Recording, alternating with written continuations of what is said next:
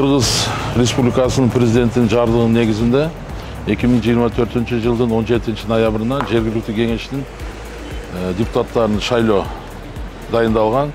Ошого карата борбордук шайлоо комиссиясы тарабынан, мамлекеттик органдар тарабынан, ошондой эле жергиликтүү бийлик тарабынан бүт шарттар түзүлдү. 17 ноябрга биз календардык пландын негизинде азыр иш-чараларды өткөрүп атабыз, семинарларды, окутуу процесстерди.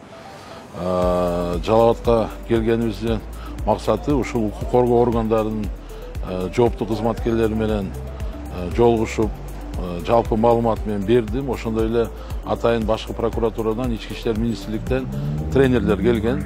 Алар ошо окутат, шайлоо учурундагы мыйзам бузуучулуктарды болтурбоого же болсо эгерде орун алган болсо кандай чаралар көрүлгөндүгү боюнча. Себеби бул өзгөчө процесс да. Мисалы, милициянын тергөөчүлөрү күн сайын баягы уурулук, тоноочулук, бейбаштык же болсо алдамчылык менен иштеп, булар ал багытта профессионал. Андай категориядагы иштерди тергөөдө.